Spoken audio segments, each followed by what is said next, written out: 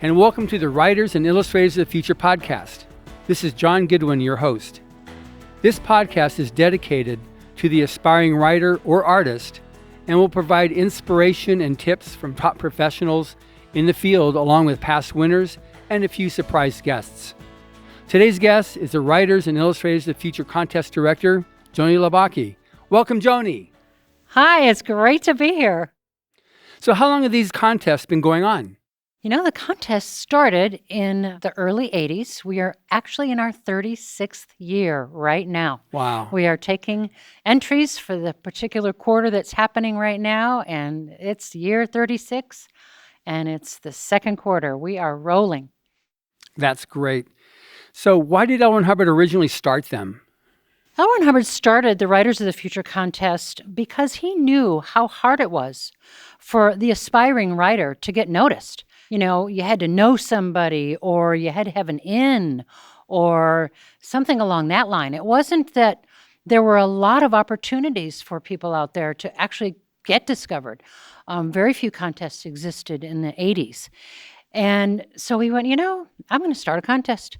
I'm going to help these guys launch their careers. And so he, at the time, asked the people at Author Services, his literary agents, to find some judges for the contest. He actually had a very clear idea of what he wanted to do for this contest in the inception of it.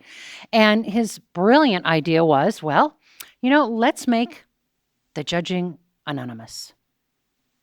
Big factor. It's a very key factor. Because right there, that allows the person to enter not based on who they are, not based on the color of their skin, not based on their gender, not based on their religion, not based on even the location that they're in. They can be from any country. It's just the story, and that's what he wanted to focus on. So by eliminating the knowing who it is that's submitting, what you're doing is you're making a fair playing field. And that's precisely what he did. He made a fair playing field. And so people love that, actually. It's like, wow, you mean I can enter, and I'm an 80-year-old woman and I've just had this urge to want to write? And the answer is always yes. Or I'm only 16 years old, but I really want to be a writer. You mean I can enter your contest? Yes. That's the beauty. That's one of the main beauties of the contest. But so he did that. And he also said, I want the judges to be my friends from the field of science fiction and fantasy. And by the way, this is a short story contest, and I'll get to that a little later. So a person can enter a short story in this contest, and it is now judged by famous, established writers in the field. So a lovely, lovely person, a brilliant writer, and a wonderful editor, Algis Budries, was brought in to help launch this contest way back in the early days. And he did a marvelous job, contacted a lot of people that he knew, explained what Mr. Hubbard wanted, and of course the greats of the field came on board. Of course they did. It's the mentoring and paying it forward that I have witnessed myself from being involved in this contest for so many years. The sheer joy gotten by these very, very established professional writers, the joy that they actually get themselves from helping someone in the field, knowing how hard it was for them when they started. In fact, Orson Scott Card has said multiple times, God, I wish this contest was around when I started, because it would have been so much easier. So's Larry Niven. So has, a lot of people have actually told me that. They wish the contest had been around. That's why he started it. He really wanted to have a platform for people to become, known, become published. Now, you made one comment earlier. I just wanted to check this out. What's the youngest and the oldest entries you've ever had? Wow. Okay. Entrance? Mm-hmm. The youngest writer entrant that we've ever had was 8 years old. And the youngest illustrator entrant we ever had was 6 years old. Wow. Encouraged, of course, by her mother. Sure. Her mother helped her enter.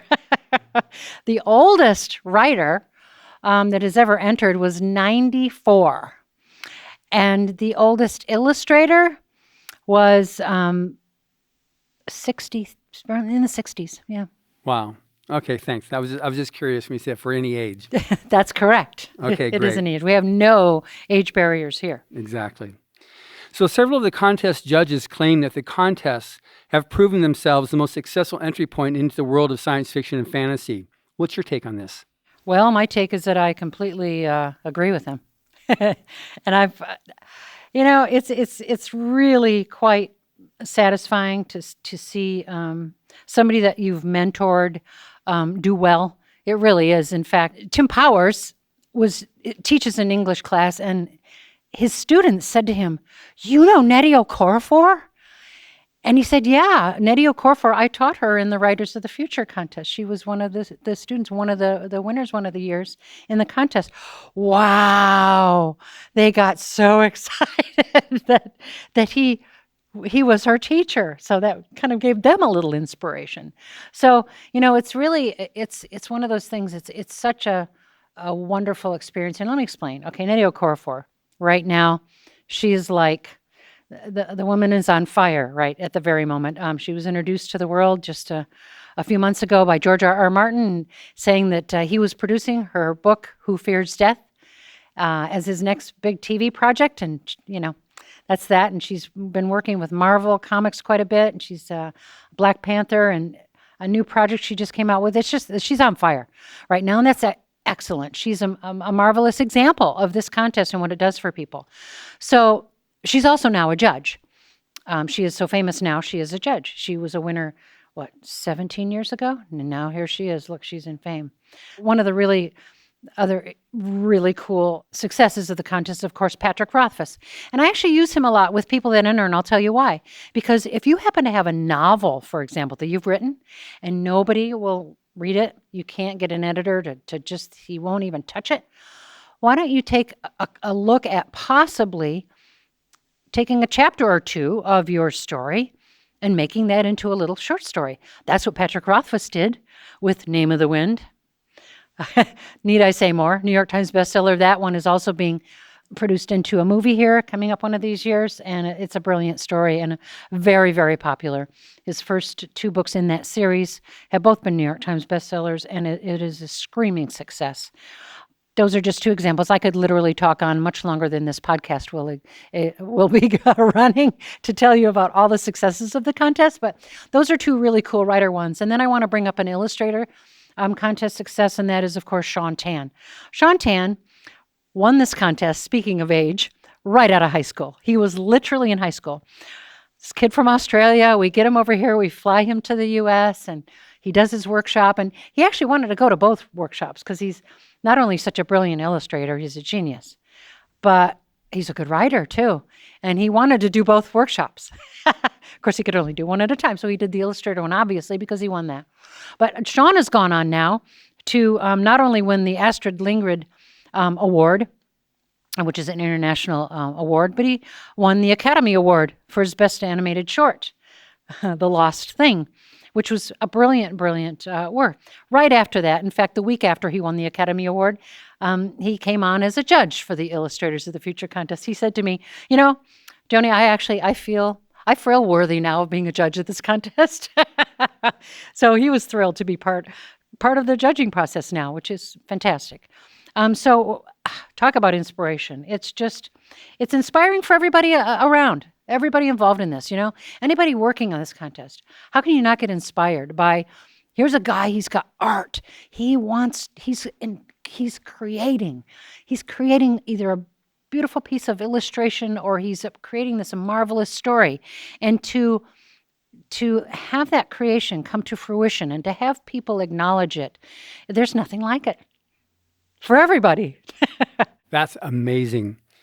So now, I know that while there are literally hundreds of amazing successes from the contest, I'm curious, what are some of your personal highlights over the years? I would have to say, okay, for me personally, one thing that is just not known about, I guess, is that the people that go on to have careers without even winning this contest. I think it's a really cool story that a guy will enter this contest and he'll enter it and enter it and enter it. He just doesn't win, but you know what? He gets he gets so used to that deadline, to getting something in. Oh, I've got to get a story in for the next quarter. Oh, I've got to get another illustration in. I've got to go. Well, that's a good thing for somebody. You know why? Because it keeps their creative juices rolling, and that's vital. And I've literally had other writers who never won this contest come back to me and say, I really appreciate this contest because it gave me a goal. It gave me a deadline. I had to do it. It kept me going. And that, to me, is thrilling. Oh, my God, the guy, he didn't even win here, but he went on, or he then started getting published, you see, in other areas. And just for your information, if you've published 3 short stories in professional publications, you can't enter this contest anymore. So literally, we've had people go, oh, Joni, I'm so sorry, I have pro'd out. I can't enter anymore because I've sold too much now. But they thank us. They thank this contest. They thank L. Ron Hubbard for putting this here, for having it here, for having a place for them to come to. And the other thing is that we get so many people writing in, oh my God, thank you for being there. Just that you even acknowledged that you received our art or our story. That doesn't happen in other places. So I'm kind of letting the cat out of the bag here. Some of our little perks that we do that people really appreciate. And okay, if you're running another contest out there, fine. I'll let you in on that particular secret. You got to let people know that you've received their stuff. And you know what? I even encourage them. That's what I do. I go, okay, great. Thanks for submitting. Now, are you on to your next one or not? What do you mean? It's funny because I don't give them a break. Nope. Oh, you're a creator? You're going to keep creating. Don't stop. Keep entering. Keep writing. Don't stop writing. Don't take a big, long vacation. Don't do it. Just keep writing. And it does. It gets people's creative juices going. And that's a cool thing for someone, especially if they really have a goal in mind of, I'm going to be a professional writer or I'm going to be a professional illustrator, then that's the ticket, man. You can't stop. And that's one of the things.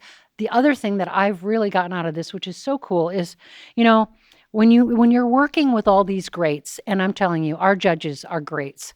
They are the best in the field. Like, Frank Frazetta. Oh my goodness. He was one of our first illustrators of the future judges. And sadly, he's not with us anymore. But now we're talking an icon here. We're talking a man who was revered by millions of people, millions of artists. You have no idea how many people have told me, Frank Frazetta was my inspiration. Literally.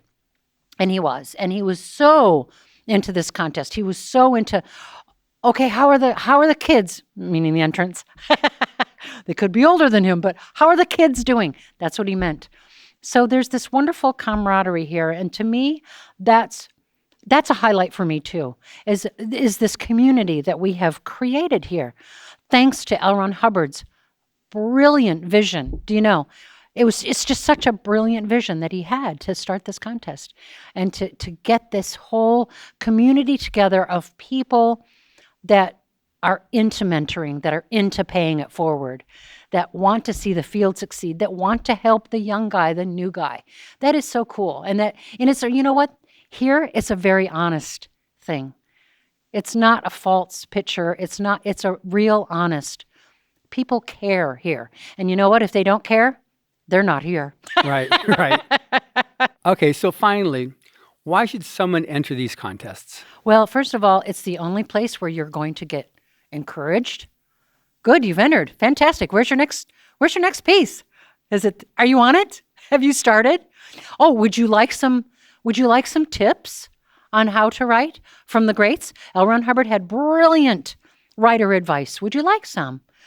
We also offer, our judges will step into our forum sometimes. We have a forum on the writersofthefuture.com site, which is our site. Mike Resnick will jump in there and give advice and comments. And I've even had winners say, I got a lot of encouragement out of your blog. That was fabulous. Because we're constantly updating it with tips, advice, this and that, and the other kind of a thing. So that's why you should. There's no other place where you're going to get this community, this group of people that are encouraging you as much as we do. Thank you very much, Joni. This has been a very good, I think, very informative conversation on Anybody out there who's trying to become a professional writer or artist, you've listened to the contest director, Joni Labaqui. Thank you. And thank you for listening. Stay tuned when next we talk to the Writers of the Future coordinating judge, David Farland. Subscribe to the Writers of the Future podcast wherever you get your podcasts. Writers and Illustrators of the Future are contests created by L. Ron Hubbard to provide a means for the aspiring writer and artist to be seen and acknowledged. It is free to enter and open to new and amateur short story writers and artists of science fiction or fantasy.